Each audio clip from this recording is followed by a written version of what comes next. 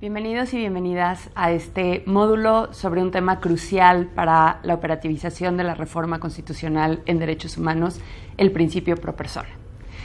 En las últimas semanas, la Suprema Corte de Justicia de la Nación se ha dado a el debate de uno de los temas tal vez más importantes que hemos visto en las últimas décadas en nuestro sistema jurídico.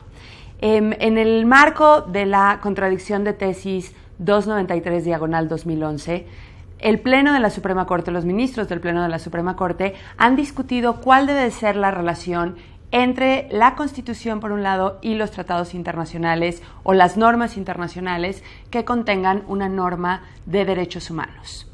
En ese marco se han derivado muchos comentarios, algunos a favor, otros en contra de la posición que adoptó el Pleno de la Suprema Corte, pero sobre todo una serie de apreciaciones que han alegado que este nuevo criterio hace nugatorio la aplicación del principio pro persona. Este principio que fue consagrado en nuestra Constitución en el párrafo segundo del artículo primero, cuando se establece que las normas de derechos humanos deberán de interpretarse de conformidad con la propia Constitución y con los tratados internacionales, favoreciendo en todo momento la protección o la más amplia protección a la persona. Ante estas posiciones, lo importante es retomar el debate desde su centro, desde su origen, es decir, preguntarnos nuevamente qué implica el principio pro persona, cuál es su concepto, cuáles son sus elementos y sobre todo cuáles son sus implicaciones para los casos prácticos, cómo hemos de operarlos atendiendo a este nuevo criterio que nos ha dado el Pleno de nuestro máximo Tribunal de Justicia. Empecemos entonces por el primer punto.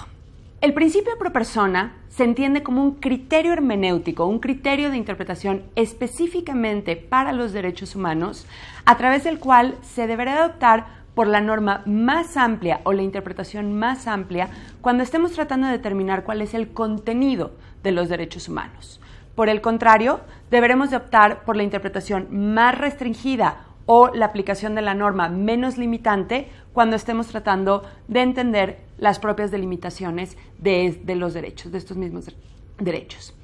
El criterio que nos ha dado la Suprema Corte en una tesis jurisprudencial indica que los tratados o las normas internacionales en materia de derechos humanos están ahora al mismo nivel, tienen exactamente el mismo valor jurídico que las normas constitucionales. Y sin embargo, cuando la Constitución establezca una restricción específica, tendremos que estar a esa disposición, a esa norma. Es aquí precisamente en donde estas voces, una pluralidad de voces, han señalado que el principio pro persona deja de tener una lógica real, por lo menos en la forma en la que se diseñó desde la reforma constitucional, pues ya no podrá ser posible la aplicación de la norma más favorable. ¿Qué era lo que diversos grupos señalaban como importante en virtud del principio pro persona? Que precisamente en el momento en el que una norma constitucional estableciera una restricción, el juzgador o la juzgadora pudiera determinar en un balance cuál era la norma que protegía más, el tratado internacional o en la Constitución. Eso era, como decía, la posición de algunas personas que se habían pronunciado en una interpretación específica del artículo primero constitucional. La Suprema Corte nos ha dado un nuevo marco, lo cual es importante entenderlo, como había dicho ya, en el marco del verdadero y el profundo concepto del principio pro persona. ¿Qué hacemos entonces frente a una limitación constitucional? Sabemos ya que no podemos aplicar directamente un tratado internacional y sin embargo eso no implica que no tengamos que hacer un trabajo para comprender realmente cuál es la limitación constitucional.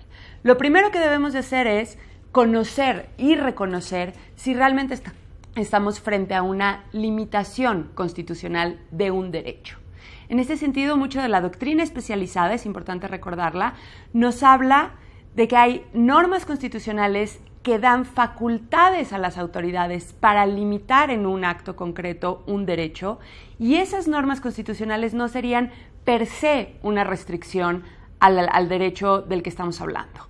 Habrá otro tipo de normas constitucionales que efectivamente establezcan una limitación muy precisa al derecho. Ahí sí tendríamos que aplicar, utilizando este criterio de la Suprema Corte, aplicar esa norma y, sin embargo, entraría en acción la siguiente parte del principio pro persona, que es la interpretación más favorable. La interpretación más favorable, como habíamos ya comentado, implica entender en el sentido más amplio la norma que da un contenido, que habilita el derecho, que reconoce la libertad, que reconoce un beneficio hacia una persona y, por el contrario, de la manera más limitada, aquella norma que establezca una restricción. En la aplicación de esa norma tendremos que optar por la interpretación más limitada de manera que no perjudiquemos en exceso el derecho. Fuera ya del debate entre la Constitución y los tratados internacionales de derechos humanos, tenemos ahora sí una pluralidad de normas abiertas, en donde siempre guiándonos por las normas que rigen, por ejemplo, la competencia, la aplicación especial de una norma o de una norma más específica, pero en ese contexto sí podremos elegir cuál será la norma que más favorezca a la persona junto con la interpretación. En síntesis, el principio pro persona tiene dos dimensiones específicas. Por un lado, tendremos que hablar de la aplicación o la interpretación más favorable, de la aplicación de la norma más favorable, atendiendo al nuevo criterio que nos ha dado la Suprema Corte, así como de la interpretación más favorable cuando determinemos el contenido. Y por otro lado, tendremos que aplicar la norma que menos restrinja o utilizar la interpretación menos restrictiva cuando estemos tratando de delimitar el alcance de una limitación al propio derecho. ¿Cuál es el trasfondo de hablar del principio pro persona? El principio pro persona viene en parte de los tratados internacionales, de los propios tratados internacionales, en donde se establece claramente que el objetivo del tratado es la protección, proteger a la persona siempre y bajo todas las circunstancias frente a la actuación del Estado. Parecería en principio que esa es una norma de los tratados internacionales, ese es un objetivo de los tratados internacionales. Sin embargo, tenemos que regresar y retomar las bases esenciales de nuestro constitucionalismo. La Constitución está diseñada, o el constitucionalismo está diseñado desde y para la protección de las personas, también frente a la actividad del Estado. En este sentido, no es distinta a la esencia del pro persona. Tanto en la Constitución como en los tratados internacionales se reconoce que la esencia misma del Estado, el centro del Estado, es la persona. El centro de nuestra comunidad, de nuestra convivencia social, debe de ser la persona y por eso tenemos que privilegiar esta protección antes que cualquier otra interpretación o comprensión de las normas legales, constitucionales o incluso de la jurisprudencia tanto nacional como internacional a la que nos enfrentemos. Estas son solamente algunas de las consideraciones iniciales de un tema que iremos descubriendo en el transcurso del módulo. Para eso los invito y las invito a realizar las actividades, las lecturas que hemos diseñado y así poder desentrañar nuevamente el concepto del principio pro persona. Mi nombre es Jimena Medellín y los espero en su módulo.